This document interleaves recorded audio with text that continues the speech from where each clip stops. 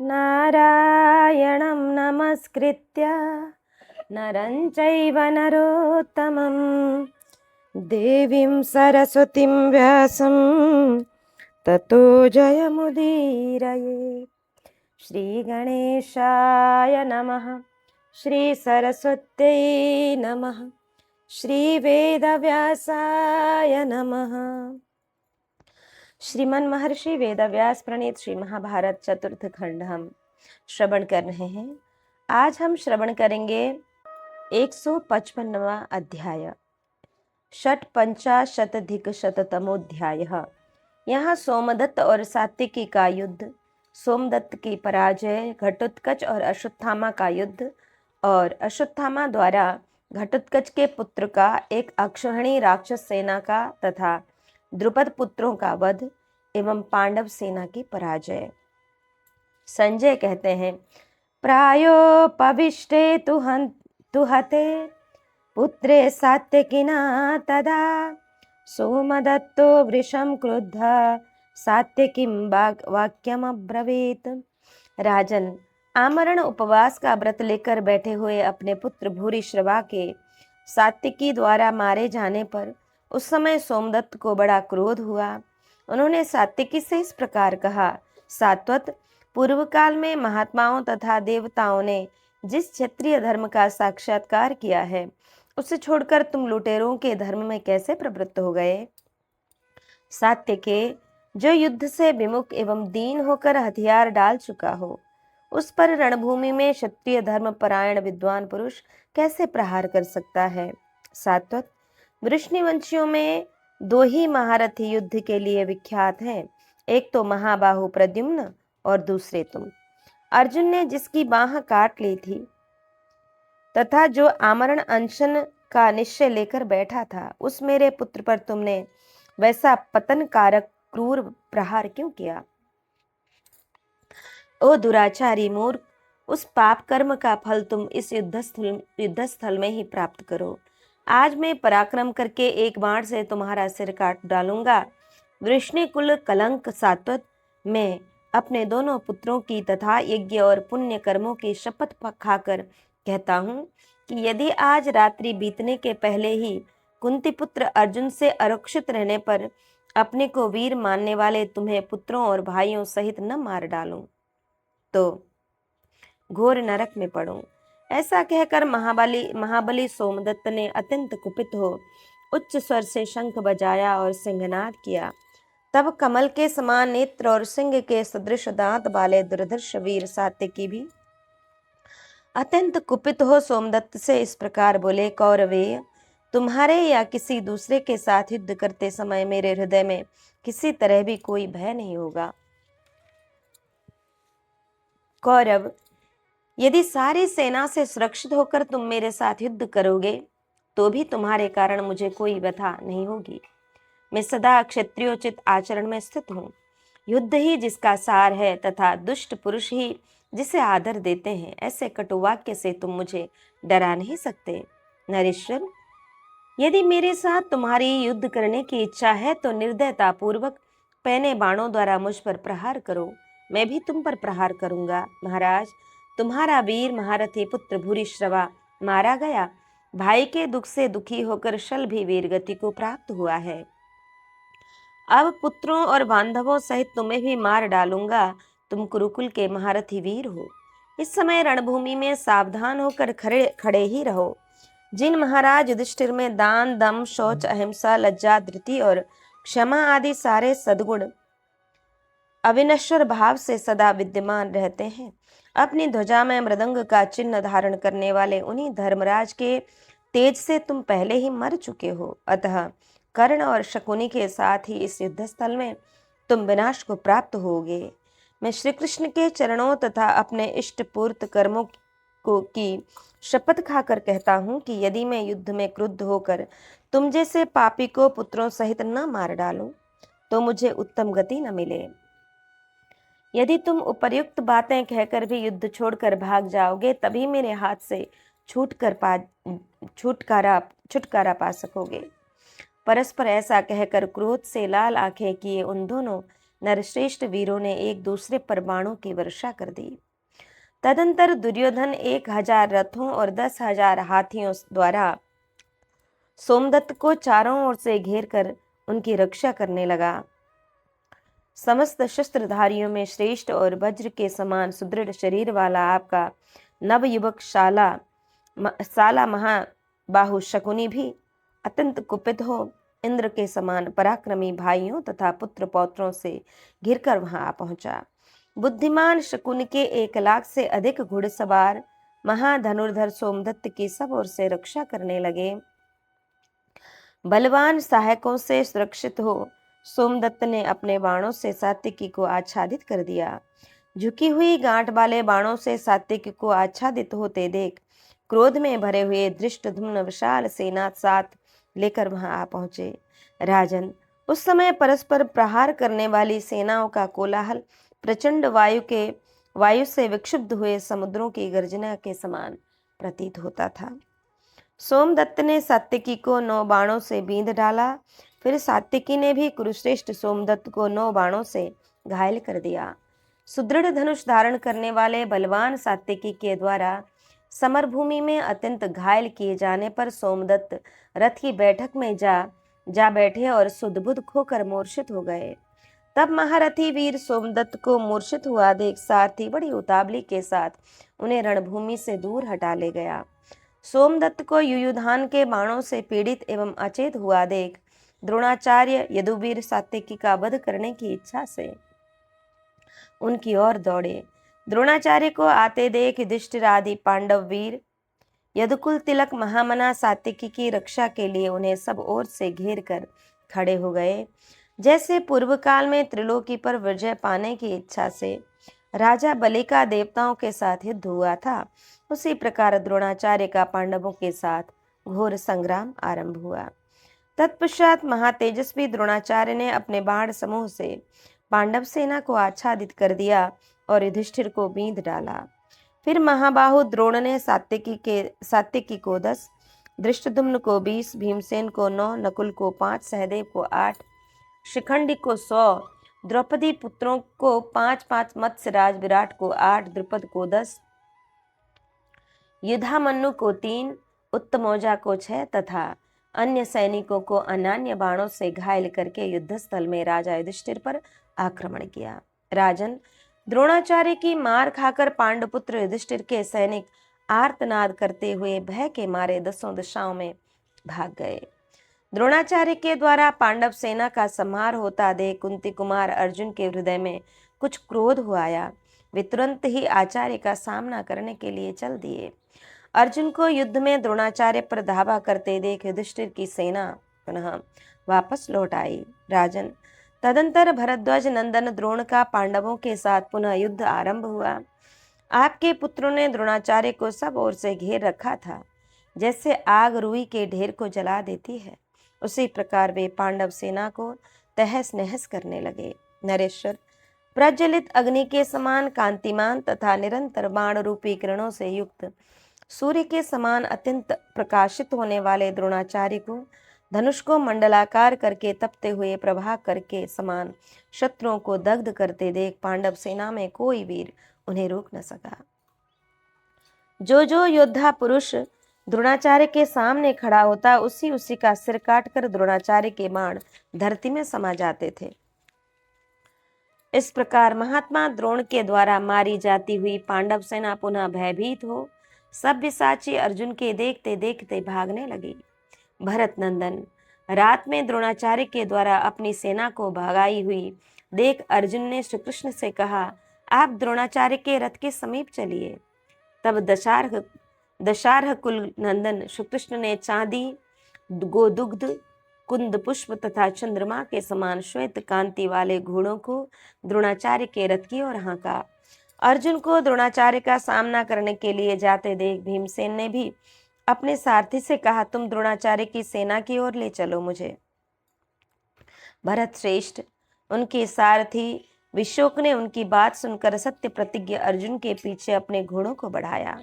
महाराज, उन दोनों भाइयों को द्रोणाचार्य की सेना की और युद्ध के लिए उद्यत होकर जाते देख पांचाल, सृंजय, मत्स्य, चेदी, कारुष, कौशल तथा के महारथियों ने भी उन्हीं का अनुसरण किया। राजन, फिर तो वहां रोंगटे खड़े कर देने वाला घोर संग्राम आरंभ हुआ।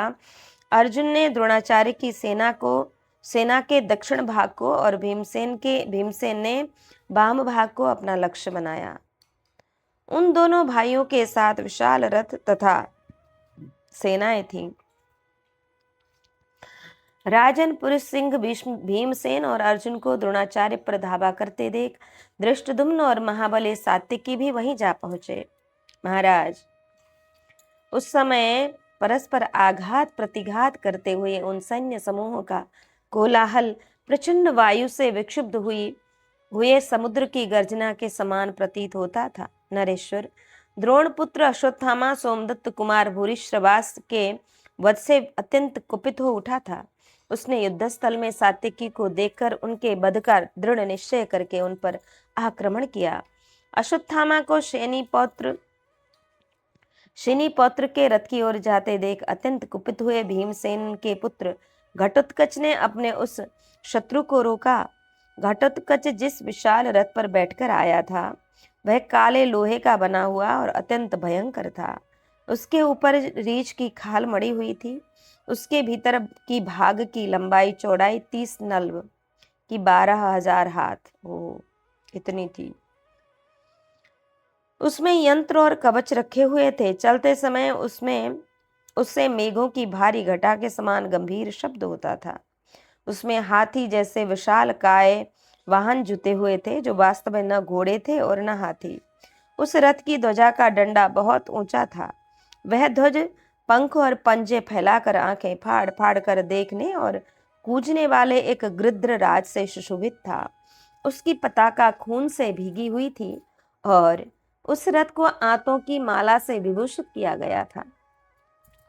ऐसे 8 पहियों वाले विशाल रथ पर बैठा हुआ घटोत्कच भयंकर रूप वाले राक्षसों की एक अक्षौहिणी सेना से घिरा हुआ था। उस समस्त सेना ने अपने हाथों में शूल, मुदगर, पर्वत, शिखर और वृक्ष ले रखे थे। प्रलय काल में दंडधारी यमराज के समान विशाल धनुष उठाए घटोत्कच को देखकर समस्त राजा व्यथित हो उठे और वह देखने में पर्वत शिखर के समान जान पड़ता था।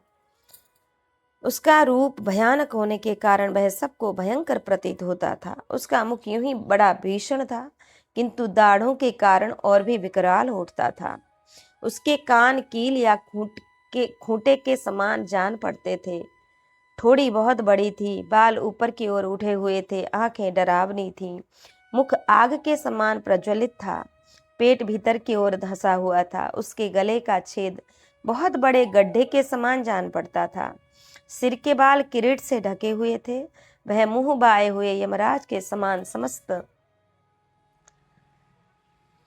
समस्त प्राणियों के मन में त्रास उत्पन्न करने वाला था। शत्रुओं को शुद्ध करने वाला वह प्रज्वलित अग्नि के समान राक्षसराज घटोत्कच को विशाल धनुष उठाए आते देख आपके पुत्र की सेना भय से पीड़ित एवं क्षुब्ध हो उठी, मानो वायु से विक्षुब्ध हुई गंगा में भयानक भंवरे और ऊंची ऊंची लहरें उठ रही हों। घटोत्कच के द्वारा किए हुए सिंहनाद से भयभीत हो हाथियों के पेशाब झड़ने लगे और मनुष्य भी अत्यंत व्यथित हो उठे। तदंतर उस रणभूमि में चारों ओर संध्या काल से ही अधिक बलवान हुए राक्षसों द्वारा की हुई पत्थरों की बड़ी भारी वर्षा होने लगी। लोहे के चक्र, भुशुंडी, प्रास, तोमर, शूल, शतघ्नि और पट्टिश आदि अस्त्र अविराम गति से गिरने लगे। उस अत्यंत भयंकर और उग्र संग्राम को देखकर समस्त नरेश, आपके पुत्र और कर्ण ये सभी पीड़ित हो संपूर्ण दिशाओं में भाग गए। उस समय वहां अपने अस्त्र बल पर अभिमान करने वाला एकमात्र द्रोण कुमार स्वाभिमानी अश्वत्थामा तनिक भी व्यथित नहीं हुआ। उसने घटोत्कच की रची हुई माया अपने बाणों द्वारा नष्ट कर दी। माया नष्ट हो जाने पर अमर्ष में भरे हुए घटोत्कच ने बड़े भयंकर बाण छोड़े। वे सभी बाण अश्वत्थामा के शरीर में घुस गए, जैसे क्रोधातुर सर्प बड़े वेग से बावी में घुसते हैं, उसी प्रकार विशाल तेज किए हुए वे सुवर्णमय पंख वाले शीघ्रगामी बाण कृपी कुमार को विदीर्ण करके खून से लथपथ हो धरती में घुस गए। इससे अश्वत्थामा का क्रोध बहुत बढ़ गया। फिर तो शीघ्रता पूर्वक हाथ चलाने वाले उस प्रतापी वीर ने क्रोधी घटोत्कच को 10 बाणों से घायल कर दिया। द्रोणपुत्र के द्वारा मर्म स्थानों में गहरी चोट लगने के कारण घटोत्कच अत्यंत व्यथित हो उठा और उसने एक ऐसा चक्र हाथ में लिया जिससे में 1,00,000 अरे थे। उसके प्रांत भाग में छुरे लगे हुए थे। मणियों तथा हीरों से विभूषित वह चक्र प्रातःकाल के सूर्य के समान जान पड़ता था। भीमसेन कुमार ने अश्वत्थामा का वध करने की इच्छा से वह चक्र उसके ऊपर चला दिया, परंतु अश्वत्थामा ने अपने बाणों द्वारा बड़े वेग से आते हुए उस चक्र को दूर फेंक दिया। वह भाग्यहीन के मनोरथ की भांति व्यर्थ होकर पृथ्वी पर गिर पड़ा। तदंतर अपने चक्र को धरती पर गिराया हुआ देख घटोत्कच ने अपने बाणों की वर्षा से अश्वत्थामा को उसी प्रकार ढक दिया जैसे राहु सूर्य को आच्छादित कर देता है। घटोत्कच के तेजस्वी पुत्र अंजन पर्वा ने, जो कटे हुए कोयले के ढेर के समान काला था, अपनी ओर आते हुए अश्वत्थामा को उसी प्रकार रोक दिया जैसे गिरिराज हिमालय आदि को रोक देता है। भीमसेन के पौत्र अंजन पर्वा के बाणों से आच्छादित हुआ अश्वत्थामा मेघ की जलधारा से आवृत हुए मेरु पर्वत के समान सुशोभित हो रहा था। रुद्र, विष्णु तथा इंद्र के समान पराक्रमी अश्वत्थामा के मन में तनिक भी घबराहट नहीं हुई। उसने एक बाण से अंजन पर्वा की ध्वजा काट डाली, फिर 2 बाणों से उसके 2 सारथी को, 3 से त्रिवेणु को, 1 से धनुष को और 4 से घोड़ों को काट डाला। तत्पश्चात रथहीन हुए राक्षस पुत्र के हाथ से उठे हुए सुवर्ण बिंदुओं से व्याप्त खड्ग को उसने एक तीखे बाण से मारकर उसके 2 टुकड़े कर दिए। राजन, तब घटोत्कच पुत्र ने तुरंत ही सोने के अंगद से विभूषित गदा घुमाकर अश्वत्थामा पर दे मारी, परंतु अश्वत्थामा के बाणों से आहत होकर वह भी पृथ्वी पर गिर पड़ी। तब आकाश में उछलकर प्रलय काल के मेघ की भांति गर्जना करते हुए अंजन पर्वा ने आकाश से वृक्षों की वर्षा आरंभ कर दी। तदंतर द्रोणपुत्र ने आकाश में स्थित हुए मायाधारी घटोत्कच कुमार को अपने बाणों द्वारा उसी तरह घायल कर दिया जैसे सूर्य अपनी किरणों द्वारा मेघों की घटा को गला देते हैं। इसके बाद वह नीचे उतरकर अपने स्वर्ण भूमि रथ पर अश्वत्थामा के सामने खड़ा हो गया। उस समय वह तेजस्वी राक्षस पृथ्वी पर खड़े हुए अत्यंत भयंकर कज्जलगिरी के समान जान पड़ा। उस समय द्रोण कुमार ने लोहे के कवच धारण करके आए हुए भीमसेन पौत्र अंजन पर्वा को उसी प्रकार मार डाला जैसे भगवान महेश्वर ने अंधकासुर का वध किया था। अपने महाबली पुत्र को अश्वत्थामा द्वारा मारा गया देख चमकते हुए बाजूबंद से विभूषित घटोत्कच बड़े रोष के साथ द्रोण कुमार के समीप आकर बढ़े हुए दावानल के समान पांडव सेना रूपी वन को दग्ध करते हुए उस वीर कृपी कुमार से बिना किसी घबराहट के इस प्रकार बोला। घटोत्कच ने कहा, द्रोण पुत्र, खड़े रहो, आज तुम मेरे हाथ से जीवित बचकर नहीं जा सकोगे। जैसे अग्निपुत्र कार्तिकेय ने क्रौंच पर्वत को विदीर्ण कर दिया था, उसी प्रकार आज मैं तुम्हारा विनाश कर डालूंगा। अश्वत्थामा ने कहा, देवताओं के समान पराक्रमी पुत्र, तुम जाओ, दूसरों के साथ युद्ध करो। हिडिंबा नंदन पुत्र के लिए यह उचित नहीं है कि वह पिता को भी सताए। हिडिंबा कुमार, अभी मेरे मन में तुम्हारे प्रति तनिक भी रोष नहीं है, परंतु यदि रोष हो जाए तो तुम्हें ज्ञात होना चाहिए कि रोष के वशीभूत हुआ प्राणी अपना भी विनाश कर डालता है, फिर दूसरे की तो बात ही क्या है। अतः मेरे कुपित होने पर तुम सकुशल नहीं रह सकते। संजय कहते हैं, राजन, पुत्र शोक में डूबे हुए भीमसेन कुमार ने अश्वत्थामा की यह बात सुनकर क्रोध से लाल आंखें करके रोष पूर्वक उनसे कहा, द्रोण कुमार, क्या मैं युद्धस्थल में नीच लोगों के समान कायर हूं जो तू मुझे अपनी बातों से डरा रहा है? तेरी यह बात नीचतापूर्ण है। देख, मैं कौरवों के विशाल कुल में भीमसेन से उत्पन्न हुआ हूँ। समरांगण में कभी पीठ न दिखाने वाले पांडवों का पुत्र हूँ। राक्षसों का राजा हूँ और दशग्रीव रावण के समान बलवान हूँ। द्रोणपुत्र, खड़ा रहे, तू मेरे हाथ से छूटकर जीवित नहीं जा सकेगा। आज इस रणांगण में मैं तेरा युद्ध का हौसला मिटा दूंगा। ऐसा कहकर क्रोध से लाल आंखें किए महाबली राक्षस राज घटोत्कच ने द्रोणपुत्र पर रोष पूर्वक धावा किया, मानो सिंह ने गजराज पर आक्रमण किया हो। जैसे बादल पर्वत पर जल की धारा बरसाता है, उसी प्रकार घटोत्कच रथियों में श्रेष्ठ अश्वत्थामा पर रथ की धुरी के समान मोटे बाणों की वर्षा करने लगा। परंतु द्रोणपुत्र अश्वत्थामा अपने पास आने से पहले ही उस बाण वर्षा को बाणों द्वारा नष्ट कर देता था। इससे आकाश में बाणों का दूसरा संग्राम सा मच गया था। अस्त्रों के परस्पर टकराने से जो आग की चिंगारियां छूटती थीं, उससे रात्रि के प्रथम प्रहर में आकाश जुगनुओं से चित्रित सा प्रतीत होता था। युद्धाभिमानी अश्वत्थामा के द्वारा अपनी माया नष्ट हुई देख घटोत्कच ने अदृश्य होकर पुनः दूसरी माया की सृष्टि की। वह वृक्षों से भरे हुए शिखरों द्वारा सुशोभित एक बहुत ऊंचा पर्वत बन गया। वह महान पर्वत शूल, प्राश, खड्ग और मूसल रूपी जल के झरने बहा रहा था। अंजनगिरी के समान उस काले पहाड़ को देखकर और वहां से गिरने वाले बहुत तेरे अस्त्र शस्त्रों के घायल होकर भी द्रोण कुमार अश्वत्थामा व्यथित नहीं हुआ। तदंतर द्रोण कुमार ने हंसते हुए से वज्रास्त्र को प्रकट किया। उस अस्त्र का आघात होते ही वह पर्वतराज तत्काल अदृश्य हो गया। तत्पश्चात वह आकाश में इंद्रधनुष सहित अत्यंत भयंकर नील मेघ बनकर पत्थरों की वर्षा से रणभूमि में अश्वत्थामा को आच्छादित करने लगा। तब अस्त्रवेत्ताओं में श्रेष्ठ द्रोण कुमार ने वायव्यास्त्र का संधान करके वहां प्रकट हुए नील मेघों को नष्ट कर दिया। मनुष्य में श्रेष्ठ अश्वत्थामा ने अपने बाण समूहों द्वारा संपूर्ण दिशाओं को आच्छादित करके शत्रु पक्ष के 1,00,000 रथियों का संहार कर डाला।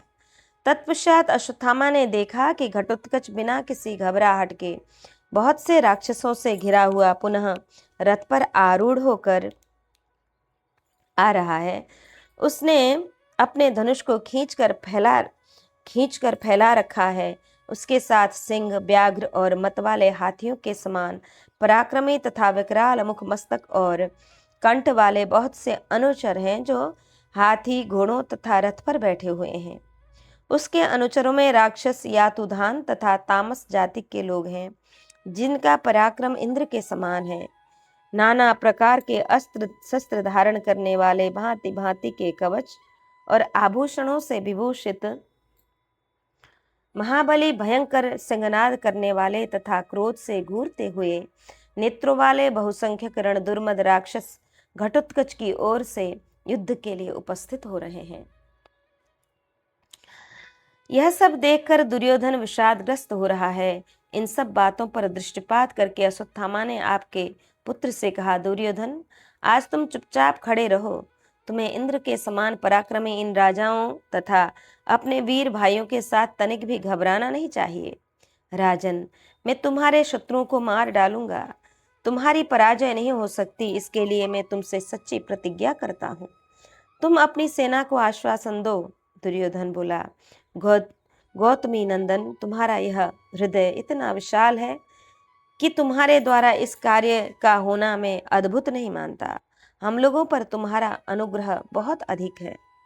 संजय कहते हैं, राजन, अश्वत्थामा से ऐसा कहकर दुर्योधन संग्राम में शोभा पाने वाले घोड़ों से युक्त 1,000 रथों द्वारा घिरे हुए शकुनी से इस प्रकार बोला, मामा, तुम 60,000 रथियों की सेना साथ लेकर अर्जुन पर आक्रमण करो। कर्ण, वृषसेन, कृपाचार्य, नील, उत्तर दिशा के सैनिक, कृतवर्मा, पुरुमित्र, सुतापन, दुशासन, निकुंभ, कुंड भेदी, पराक्रमी, पुरंजय, दृढ़रथ, पताकी, हेमकंपन, शल्य, आरुणी, इंद्रसेन, संजय, विजय, जय, कमलाक्ष,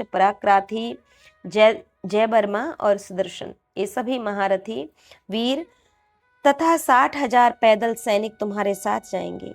मामा, जैसे देवराज इंद्र असुरों का संहार करते हैं, उसी प्रकार तुम भीमसेन, नकुल, सहदेव तथा धर्मराज युधिष्ठिर का भी वध कर डालो।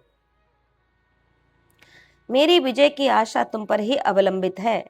मातुल, द्रोण कुमार अश्वत्थामा ने कुंती कुमारों को अपने बाणों द्वारा विदीर्ण कर डाला है, उनके शरीरों को छत बिछत कर दिया है। इस अवस्था में असुरों का वध करने वाले कुमार कार्तिकेय की भांति तुम कुंती पुत्रों को मार डालो। राजन, आपके पुत्र के ऐसा कहने पर सुबल पुत्र शकुनी आपके पुत्रों को प्रसन्न करने तथा पांडवों को दग्ध कर डालने की इच्छा से शीघ्र ही युद्ध के लिए चल दिया। तदंतर रणभूमि में रात्रि के समय द्रोण कुमार अश्वत्थामा तथा राक्षस घटोत्कच का इंद्र और प्रहलाद के समान अत्यंत भयंकर युद्ध आरंभ हुआ। उस समय घटोत्कच बहुत कुपित हो विष और अग्नि के समान भयंकर 10 सुदृढ़ बाणों द्वारा कृपी कुमार अश्वत्थामा की छाती में गहरा आघात किया। भीमपुत्र घटोत्कच के चलाए हुए उन बाणों द्वारा गहरी चोट खाकर रथ में बैठा हुआ अश्वत्थामा वायु के झकझोरे हुए वृक्ष के समान कांपने लगा। इतने में ही घटोत्कच ने पुनः अंजलिक नामक बाण से अश्वत्थामा के हाथ में स्थित अत्यंत कांतिमान धनुष को शीघ्रतापूर्वक काट डाला। तब द्रोण कुमार भार सहन करने में समर्थ दूसरा विशाल धनुष हाथ में लेकर जैसे मेघ जल की धारा बरसाता है, उसी प्रकार तीखे बाणों की वर्षा करने लगा।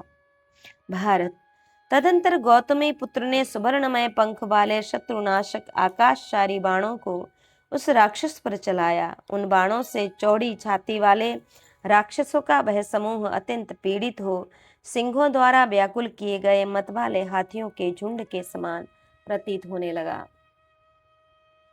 जैसे भगवान अग्निदेव प्रलय काल में संपूर्ण प्राणियों को दग्ध कर देते हैं, उसी प्रकार अश्वत्थामा ने अपने बाणों द्वारा घोड़े, सारथी, रथ और हाथियों सहित बहुत से राक्षसों को जलाकर भस्म कर दिया। नरेश्वर, जैसे भगवान महेश्वर आकाश में त्रिपुर को दग्ध करके सुशोभित हुए थे, उसी प्रकार राक्षसों की अक्षौहिणी सेना को बाणों द्वारा दग्ध करके अश्वत्थामा शोभा पाने लगा। राजन, विजयी वीरों में श्रेष्ठ द्रोण पुत्र अश्वत्थामा प्रलय काल में समस्त प्राणियों को भस्म कर देने वाले संवर्तक अग्नि के समान आपके शत्रुओं को दग्ध करके देदीप्यमान हो उठा। तब घटोत्कच ने कुपित हो भयानक कर्म करने वाले राक्षसों की उस विशाल सेना को आदेश दिया, अरे अश्वत्थामा को मार डालो। घटोत्कच की उस आज्ञा को शिरोधार्य करके दाढ़ों से प्रकाशित विशाल मुख वाले घोर रूपधारी फैले हुए मुंह और डरावनी जीव वाले भयानक राक्षस क्रोध से लाल आंखें किए महान सिंहनाद से पृथ्वी को प्रतिध्वनित करते हुए हाथों में भांति भांति के अस्त्र शस्त्र ले अश्वत्थामा को मार डालने के लिए उस पर टूट पड़े।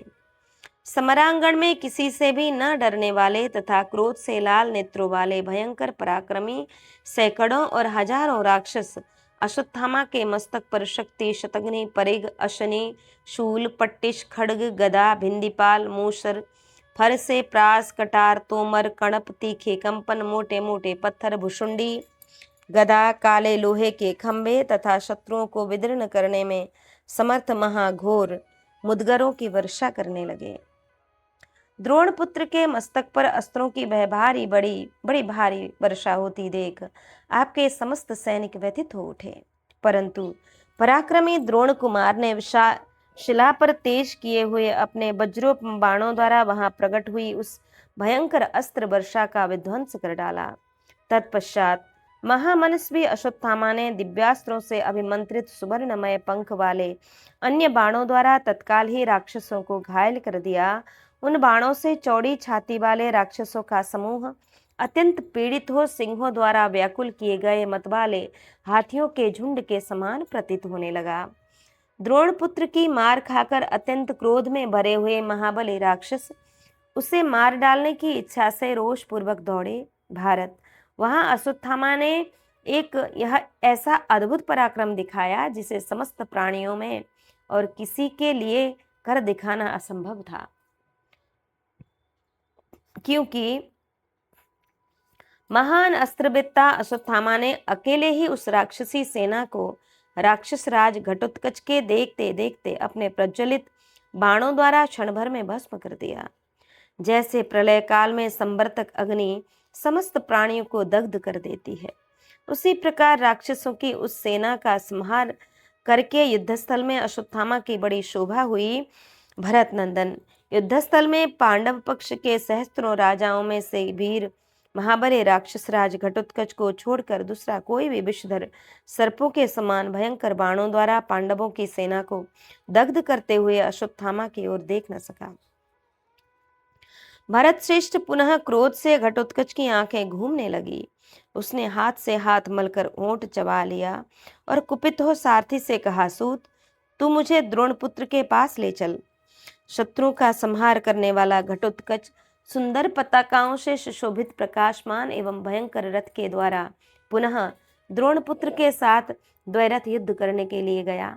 उस भयंकर पराक्रमी राक्षस ने सिंह के समान भारी गर्जना करके संग्राम में द्रोणपुत्र पर देवताओं द्वारा निर्मित तथा 8 घंटियों से सुशोभित एक महाभयंकर अश्नि वज्र घुमाकर चलाई। यह देख अश्वत्थामा ने रथ पर अपना धनुष रख उछलकर उस अश्नि को पकड़ लिया और उसे घटोत्कच के ही रथ पर दे मारा। घटोत्कच उस रथ से कूद पड़ा। वह अत्यंत प्रकाशमान तथा परम दारुण अश्नि घोड़े, सारथी और ध्वज सहित घटोत्कच के रथ को भस्म करके पृथ्वी को छेद कर उसके भीतर समा गई। अश्वत्थामा ने भगवान शंकर द्वारा निर्मित उस भयंकर अश्नि को जो उछल कर पकड़ लिया, उसके उस कर्म को देखकर समस्त प्राणियों ने उसकी भूरी भूरी प्रशंसा की। नरेश्वर, उस समय भीमसेन कुमार ने धृष्टद्युम्न के रथ पर आरूढ़ हो इंद्रायुध के समान विशाल एवं घोर धनुष हाथ में लेकर अश्वत्थामा के विशाल वक्षस्थल पर बहुत से तीखे बाण मारे। धृष्टद्युम्न ने भी बिना किसी घबराहट के विषधर सर्प के समान सुवर्णमय पंख वाले बहुत से बाण द्रोणपुत्र के वृक्ष स्थल पर छोड़े। तब अश्वत्थामा ने भी उन पर सहस्त्रों नारा चलाए। धृष्टद्युम्न और घटोत्कच ने भी अग्निशिखा के समान तेजस्वी बाणों द्वारा अश्वत्थामा के नाराजों को काट डाला। भरत श्रेष्ठ, उन दोनों पुरुष सिंहों तथा अश्वत्थामा का वह अत्यंत उग्र और महान युद्ध समस्त योद्धाओं का हर्ष बढ़ा रहा था। तदंतर 1000 रथ, 300 हाथी और 6000 घुड़सवारों के साथ भीमसेन उस युद्धस्थल में आए। उस समय अनायास ही पराक्रम प्रकट करने वाला धर्मात्मा अश्वत्थामा भीमपुत्र राक्षस घटोत्कच तथा सेवकों सहित धृष्टद्युम्न के साथ अकेला ही युद्ध कर रहा था।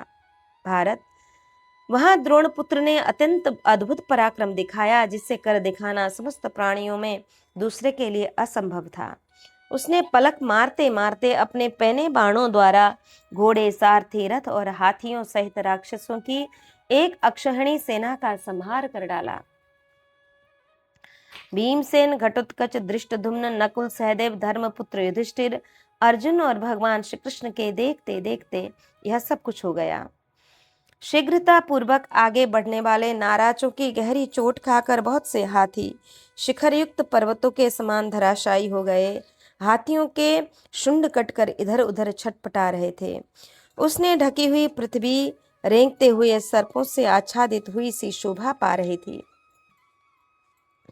इधर उधर गिरे हुए सुवर्णमय दंड वाले राजाओं के छत्रों की छाई हुई वह पृथ्वी प्रलय काल में उदित हुए सूर्य, चंद्रमा तथा ग्रह नक्षत्रों से परिपूर्ण आकाश के समान जान पड़ती थी।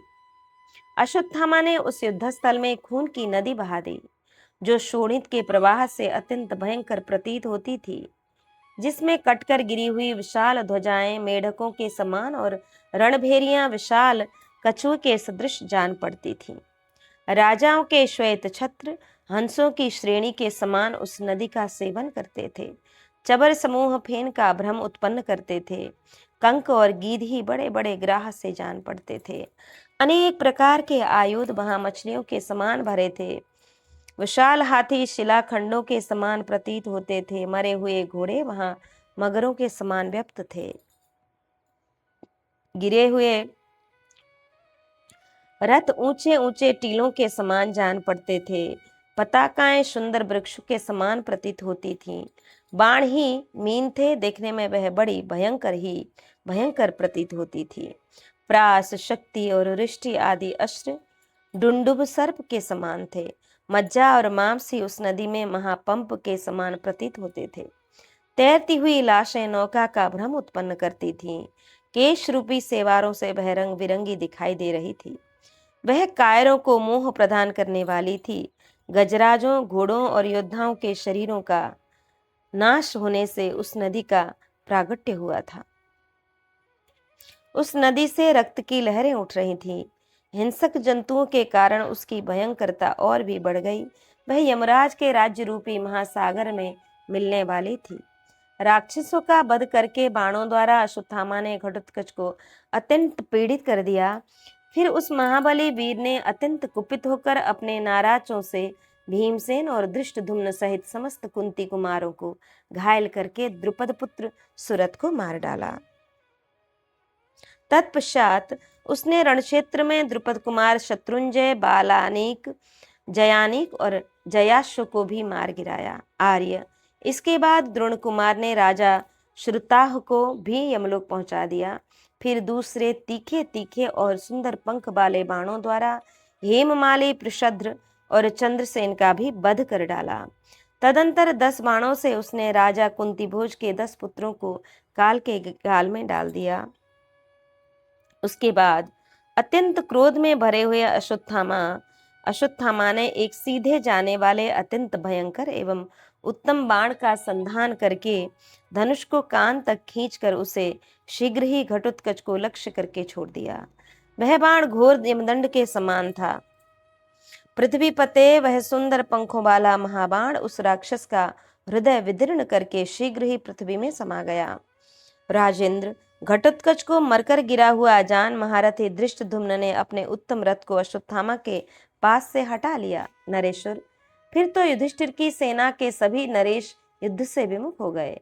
उस सेना को परास्त करके वीर द्रोणपुत्र रणभूमि में गर्जना करने लगा।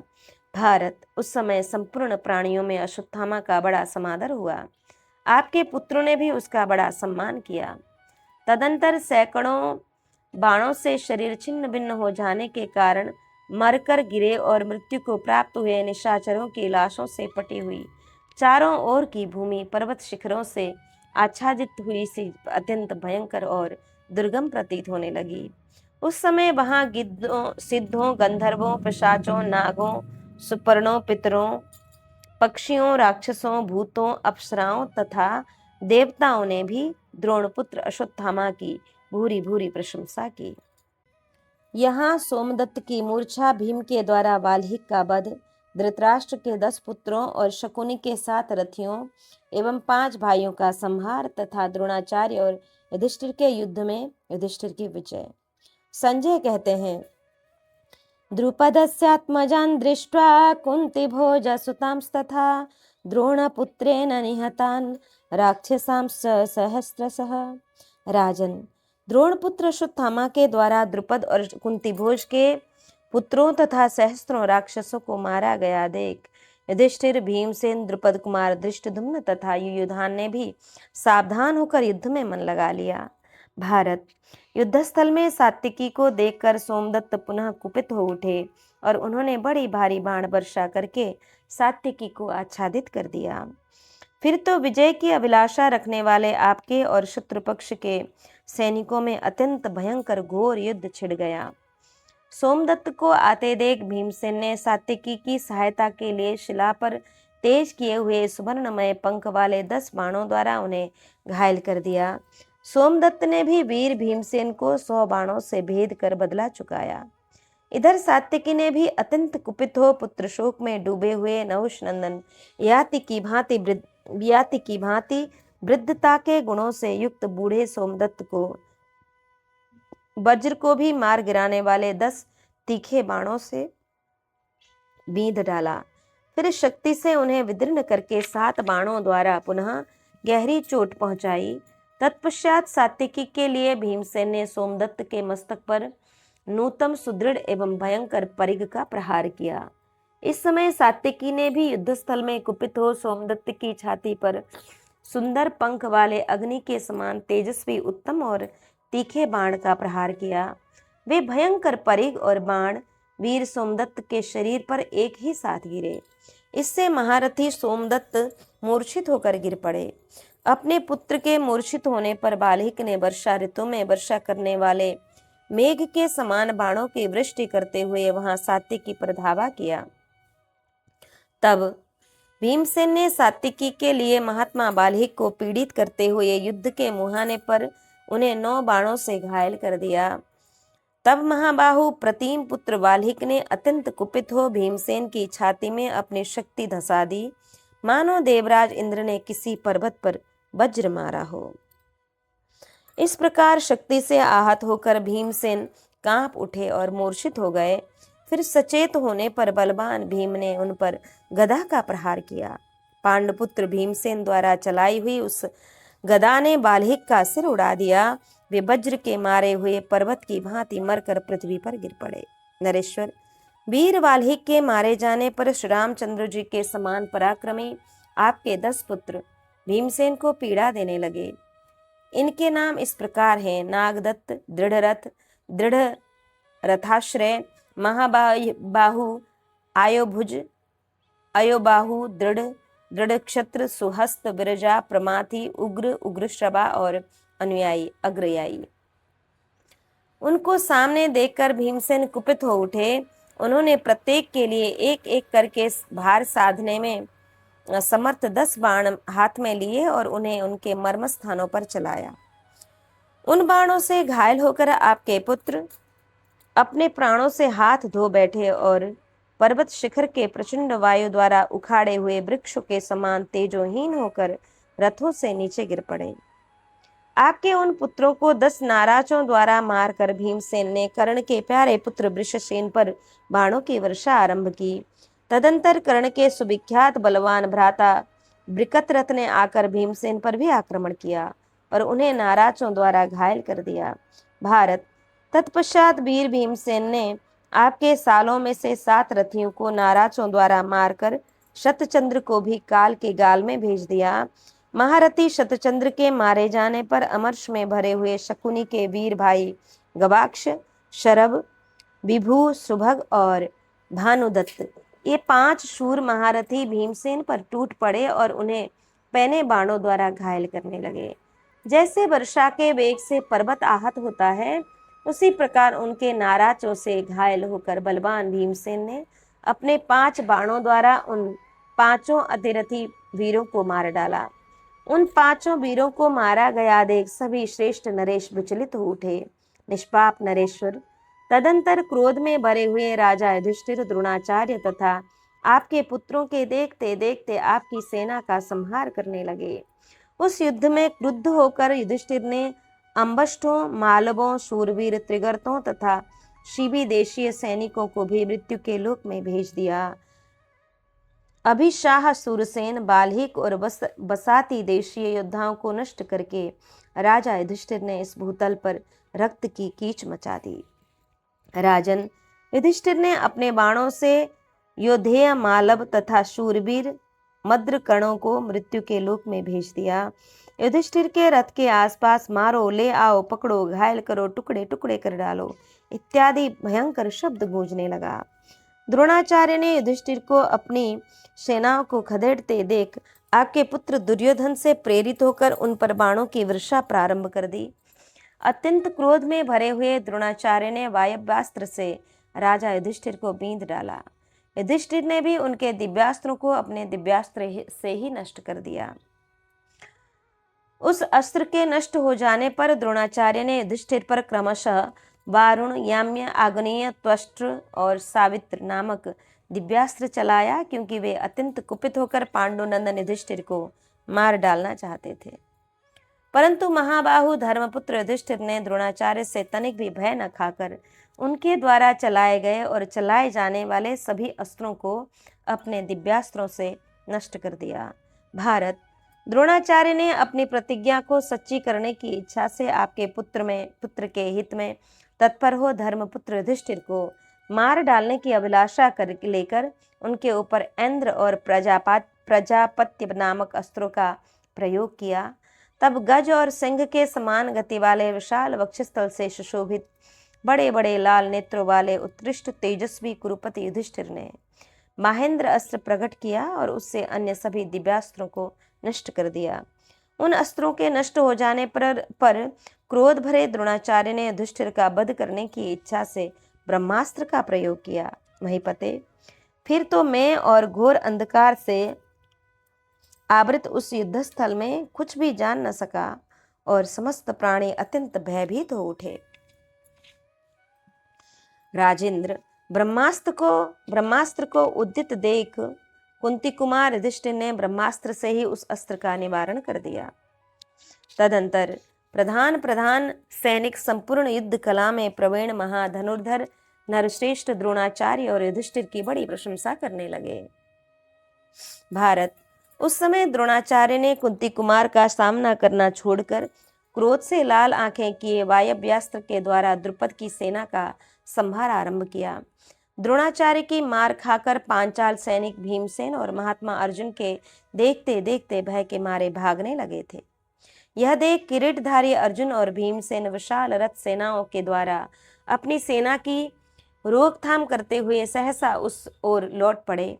अर्जुन ने द्रोणाचार्य के दाहिने पार्श्व में और भीमसेन ने बाएं पार्श्व में महान बाण समूहों की वर्षा आरंभ कर दी।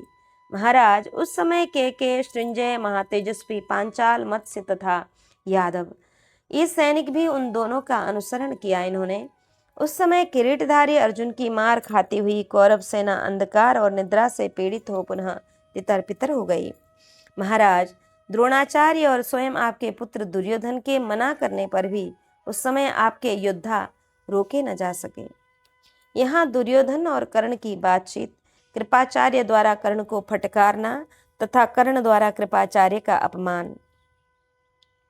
संजय कहते हैं, उदीर्यमाणं तद दृष्ट्वा पांडवानां महद्बलम् अभिशयं च मनवानः कर्णं दुर्योधन ब्रवीत।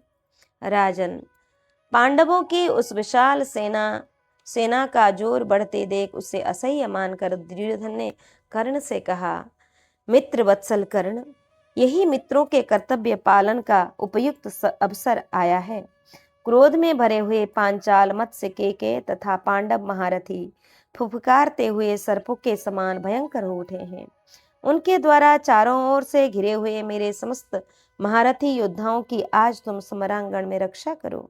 देखो, ये विजय से सुशोभित होने वाले पांडव तथा इंद्र के समान पराक्रमी बहुसंख्यक पांचाल महारथी कैसे हर्षोत्फुल्ल होकर सिंहनाद कर रहे हैं। कर्ण ने कहा, राजन, यदि साक्षात इंद्र यहाँ कुंती कुमार अर्जुन की रक्षा के लिए आ गए हों तो उन्हें भी शीघ्र ही पराजित करके मैं पांडुपुत्र अर्जुन को अवश्य मार डालूंगा। भरत नंदन, तुम धैर्य धारण करो।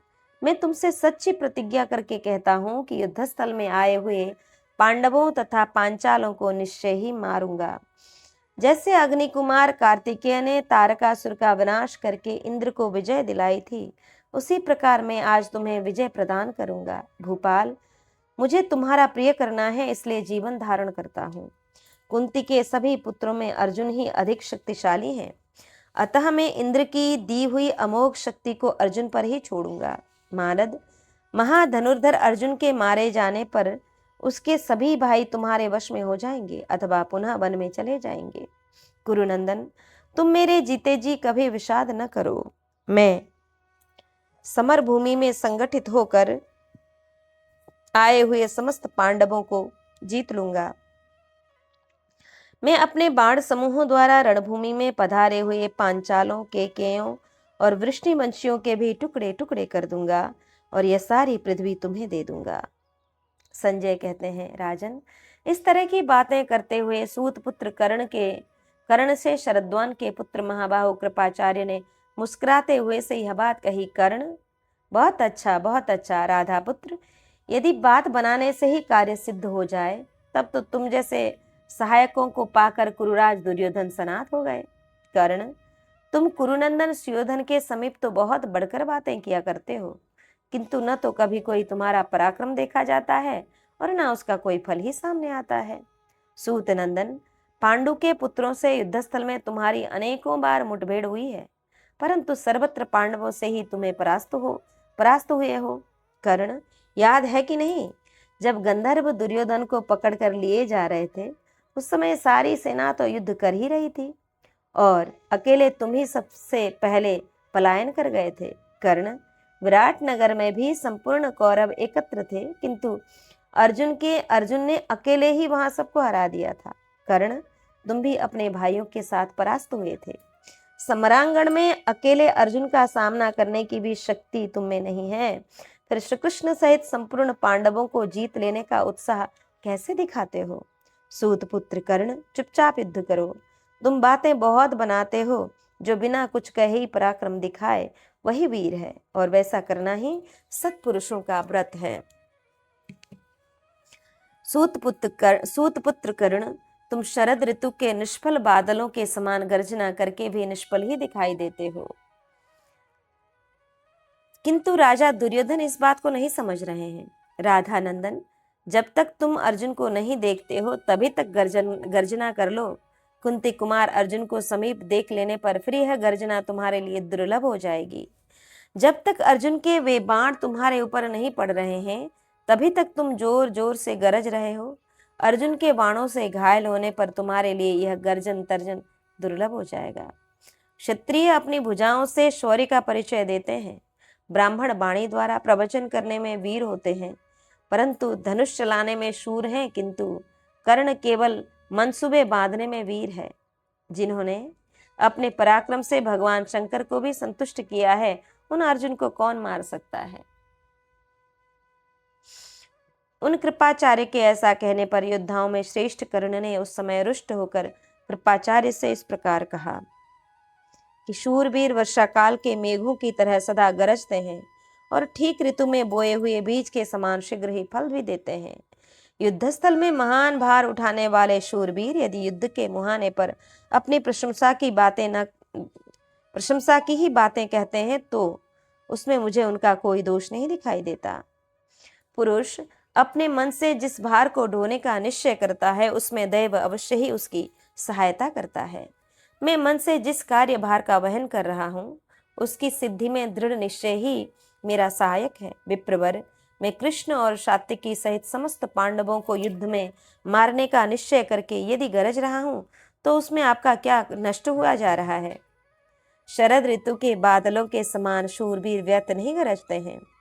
विद्वान पुरुष पहले अपनी सामर्थ्य को समझ लेते हैं, उसके बाद गर्जना करते हैं। गौतम, आज मैं रणभूमि में विजय के लिए साथ साथ प्रयत्न करने वाले श्री कृष्ण और अर्जुन को जीत लेने के लिए मन ही मन उत्साह रखता हूँ, इसलिए मैं गर्जना करता हूँ। ब्राह्मण, मेरी इस गर्जना का फल देख लेना। मैं युद्ध में श्री कृष्ण, सात्विकी तथा अनुगामियों सहित पांडवों को मारकर इस भूमंडल का निष्कंटक राज्य दुर्योधन को दे दूंगा। कृपाचार्य बोले, सूतपुत्र, तुम्हारे ये मनसूबे बांधने के निरर्थक प्रलाप मेरे लिए विश्वास के योग्य नहीं है। कर्ण, तुम सदा ही श्री कृष्ण, अर्जुन तथा पांडुपुत्र युधिष्ठिर पर आक्षेप किया करते हो, परंतु विजय उसी पक्ष की होगी। यह युद्ध विशारद श्री कृष्ण और अर्जुन जहां युद्ध विशारद श्री कृष्ण और अर्जुन विद्यमान है, यदि देवता, गंधर्व, यक्ष, मनुष्य, सर्प और राक्षस भी कवच बांध कर युद्ध के लिए आ जाएं तो रणभूमि में श्री कृष्ण और अर्जुन को वे भी जीत नहीं सकते। धर्मपुत्र युधिष्ठिर ब्राह्मण भक्त, सत्यवादी, जितेंद्रिय, गुरु और देवताओं का सम्मान करने वाले हैं। सदा धर्मपरायण, अस्त्र विद्या में विशेष कुशल, धैर्यवान और कृतज्ञ हैं। इनके बलवान भाई भी संपूर्ण अस्त्र शस्त्रों की कला में परिश्रम करते हुए किए हुए हैं। ये गुरु सेवा परायण, विद्वान, धर्म तत्पर और यशस्वी हैं। इनके संबंधी भी इंद्र के समान पराक्रमी, उनमें अनुराग रखने वाले और प्रहार करने में कुशल हैं।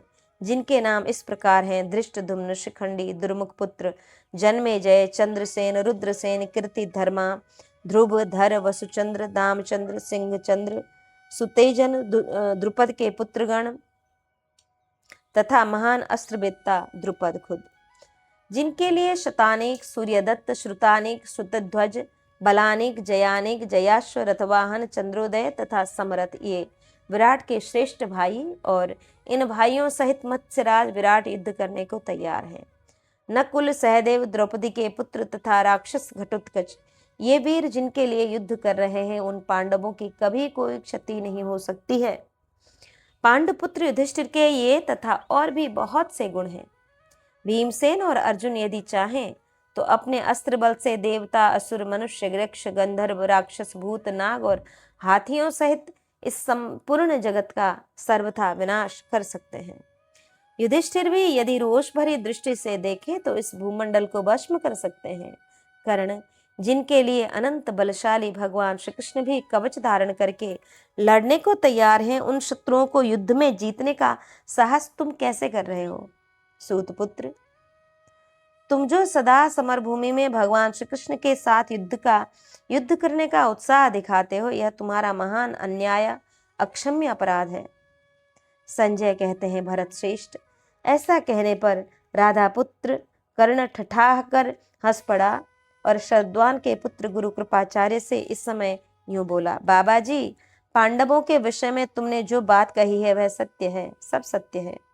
यही नहीं, पांडवों में और भी बहुत से गुण हैं। यह भी ठीक ही है कि कुंती के पुत्रों को रणभूमि में इंद्र आदि देवता, दैत्य, यक्ष, गंधर्व, पिशाच, नाग और राक्षस भी जीत नहीं सकते।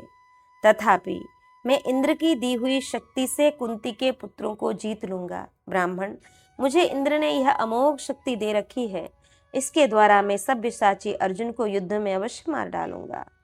पांडुपुत्र अर्जुन के मारे जाने पर उनके बिना उनके सहोदर भाई किसी तरह इस पृथ्वी का राज्य नहीं भोग सकेंगे। गौतम, इस संसार में सुनीति पूर्ण प्रयत्नों से सारे कार्य सिद्ध होते हैं, इसमें संशय नहीं है।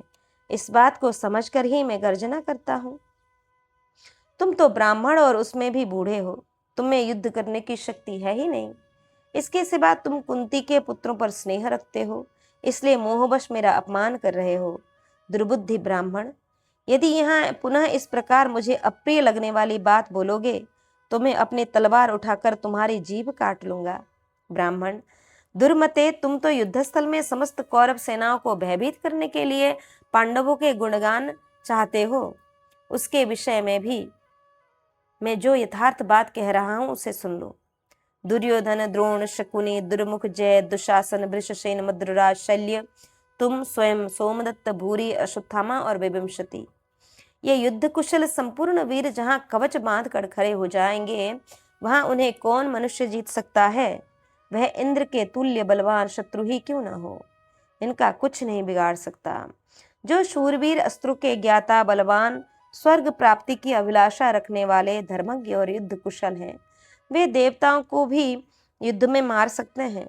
वे वीरगण कुरुराज दुर्योधन की जय चाहते हुए पांडवों के वध की इच्छा से संग्राम में कवच बांध कर डट जाएंगे। मैं तो बड़े से बड़े बलवानों की भी विजय दैव के ही अधीन मानता हूँ। दैवाधीन होने के कारण महाबाहु भीष्म आज सैकड़ों बाणों से विद्ध होकर रणभूमि में शयन करते हैं।